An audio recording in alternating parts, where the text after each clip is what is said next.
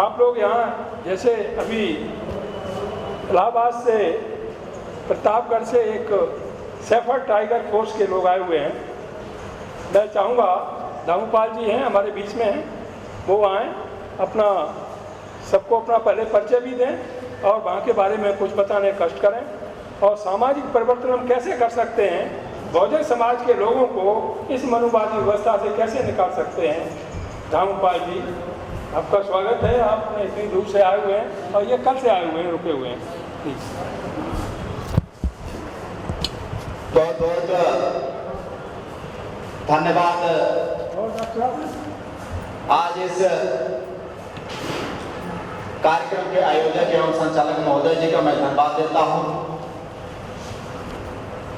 और सबसे पहले यहाँ पर आए हुए दूर दराज से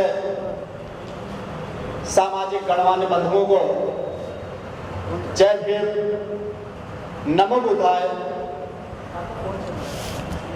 और सबसे पहले हम अपना परिचय आप सभी को देना चाहता हूं, क्योंकि जैसा कि हमारे संचालक महोदय जी ने आदेश दिया हुआ है, मैं शेफर्ड दामूपाल, मैं उत्तर प्रदेश के प्रतापगढ़ जनपद से बिलोंग करता हूं। आप सभी लोग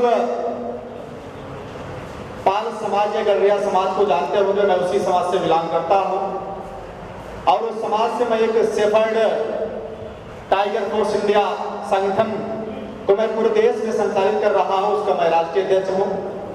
एक बहुजन चिंतक होने के नाते तमाम जो जातियां 6743 जातियों में विभाजित है, ऐसे समाज को भी मैं संगठित करने के लिए, जागरूक करने के लिए मैं लगातार गांव-गांव जाकर के लोगों को जागरूक करने का मैं प्रयास हमेशा करता रहता हूं। उनके ऊपर हो रहे अत्याचार अन्याय के खिलाफ भी सड़कों पर उतरकर जहां जैसा भी हो सकता है अपने माध्यम से, संगठन के माध्यम से, आप सभी लोगों के सहयोग व आशीर्वाद के माध्यम से मैं उनको न्याय व इंसाफ दिलाने का प्रयास करता रहता हूं। सम्मानित साथियों,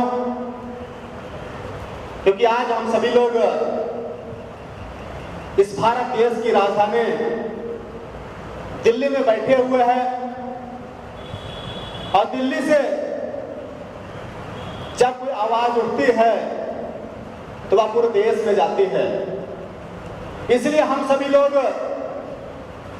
गांव से दिल्ली की तरफ भागते हैं जब हमें न्याय व इंसाफ नहीं मिलता है, या दर दर की जब ठोकरें खानी पड़ती है, तब ये होता है कि हमारी आवाज भी दिल्ली में गूंजनी चाहिए, ताकि हमारे भाइयों को या हमारी बहनों के ऊपर या हमारे बहुजन समाज के ऊपर जो अत्याचार न्याय शोषण किया जा रहा है, उसकी आवाज उनकी बाहरों बाहरी सरकारों तक पहुंच सके और हमको न्याय व इंसाफ मिल सके। सम्मानित साथियों, आज हम सभी लोग जानते भी हैं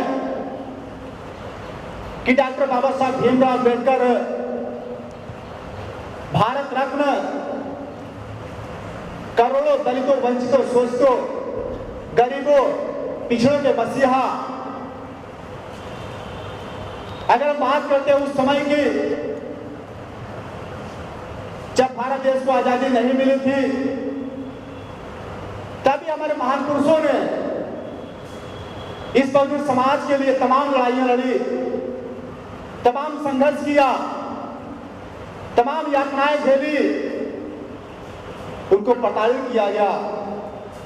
या अपने बच्चों को जब पढ़ाने लिखाने का भी प्रयास करते थे तो भी हम मनवादी व्यवस्था के लोग, सौड़वादी लोग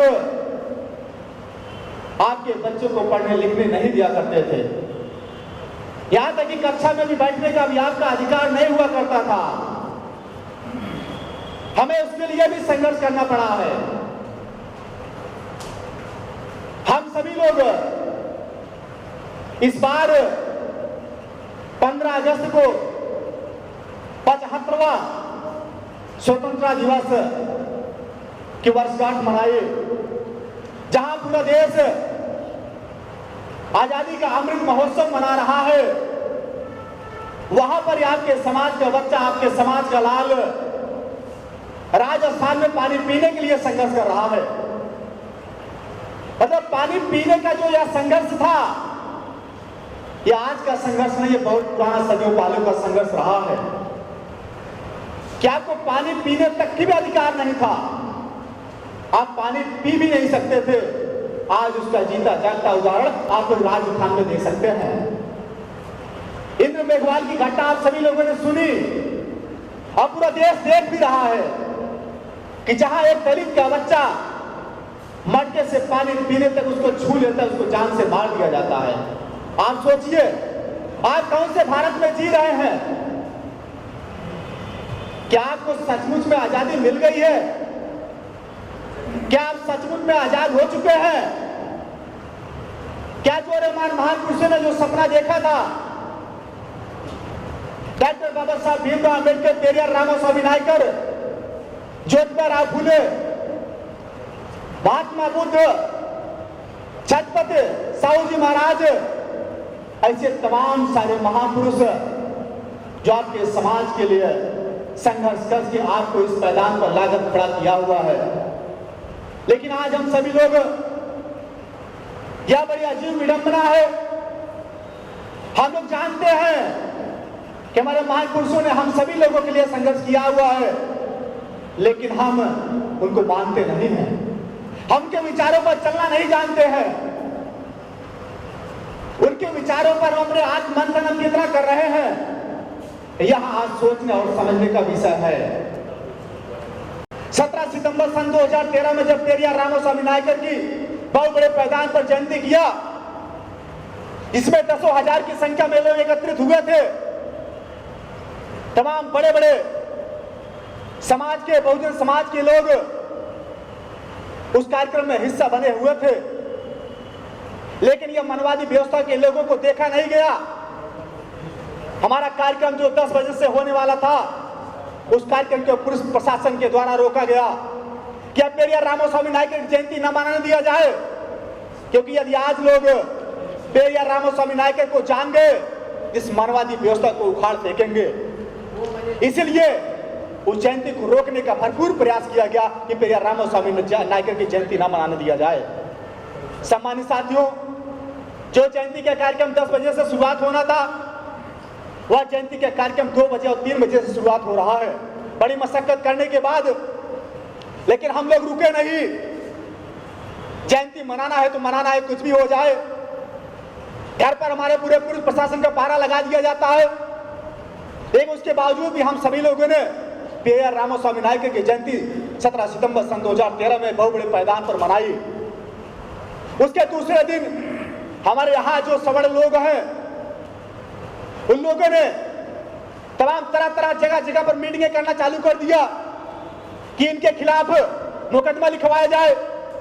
तो सब लोग जा करके थाने में, जिसमें आयोजक हमारे पिताजी थे, मैं भी था, साथ में जो वक्तागण आए हुए थे, लगभग 35 लोगों के खिलाफ पेरियार रामास्वामी नायकर जयंती करने के लिए हम लोगों के खिलाफ मुकदमा दर्ज करा दिया जाता है, जिसमें हमारा भी नाम शामिल था। हमारे पिताजी नौकरी से सस्पेंड हो जाते हैं, लेकिन उसके बावजूद भी हम लोगों ने हार नहीं मानी। दूसरे साल हम लोगों ने फिर ठाना कि नहीं, इस बार भी पेरियार रामास्वामी नायकर की बहुत बड़े मैदान पर हम लोग जयंती मनाने का काम करेंगे। लेकिन उस बार हम सभी लोगों ने 2 महीने पहले प्रशासन से परमिशन ले लिया, और परमिशन लेने के बाद जब जयंती नजदीक आने लगा, पूरी तैयारियां हो चुकी थी, तो 2 दिन पहले शासन प्रशासन के द्वारा जयंती का जो परमिशन लिया हुआ था उसको कैंसिल कर देते हैं कि आप जयंती नहीं मना पाएंगे। जिस दिन जयंती होना था 17 सितंबर को, उस दिन हमारे घर पर कई थानों के सैकड़ों पुलिस दरोगा कोतवाल सारे लोग तुम्हारे घर को घेराव कर लेते हैं कि आप अगर 2 लोग भी मिलकर के पेरियार रामास्वामी नायकर की जयंती मनाएंगे तो आपके ऊपर मुकदमा ले दिया जाएगा। सम्मानित साथियों, आप सोचिए कि इस आजाद भारत में आप महान पुरुषों की जयंती भी नहीं मना सकते हैं, जहां पर भारत देश में गोडसे जैसे नामक लोगों की जयंती मनाया जाता है। लेकिन इस देश में जो पिछड़ों दलितों शोषितों की लड़ाई लड़ने वाले, यूनेस्को द्वारा सम्मानित, भारतीय संविधान में भी पहला संशोधन कराने वाले तमिलनाडु जैसे प्रदेश में ओबीसी को 69% रिजर्वेशन देने वाले पेरियार रामास्वामी नायकर जी ऐसे लोगों की हम जयंती नहीं मना सकते हैं, क्योंकि यह हमको जगाने का काम किया हुआ है, हमारे हक अधिकार को दिलाने का काम किया हुआ है, हमारे मान सम्मान स्वाभिमान के लिए लड़ने का काम किया हुआ है। ऐसे महान पुरुषों की हम जयंती नहीं मना सकते हैं।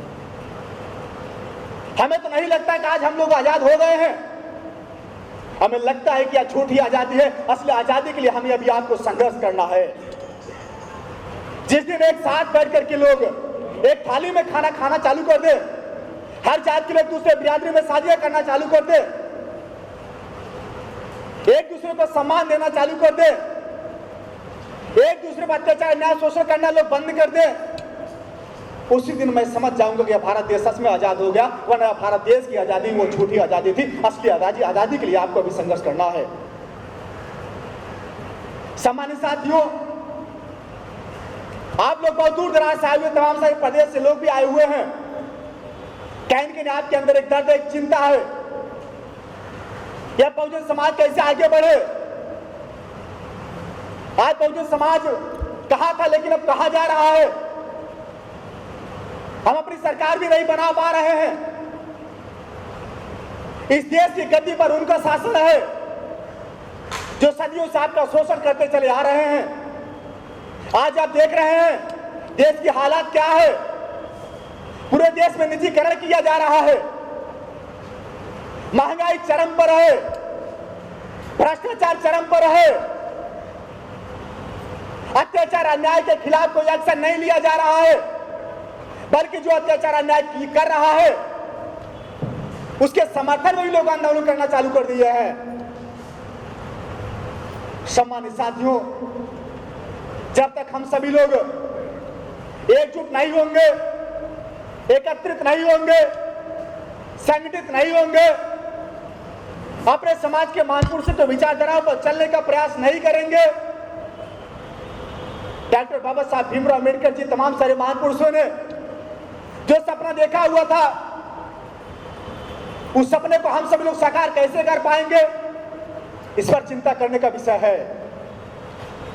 सम्मानित साथी, उस समय की बात करें, उस समय तो गिने चुने लोग थे।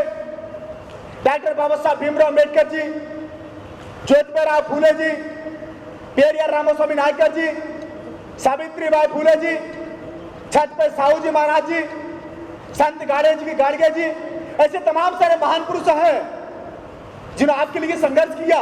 वो अकेले थे, तब सोचिए वनवादी लोगों से वो कैसे लड़ रहे थे। आज हम करोड़ों की संख्या में तब उनका मुकाबला नहीं कर पा रहे, लड़ नहीं पा रहे हैं।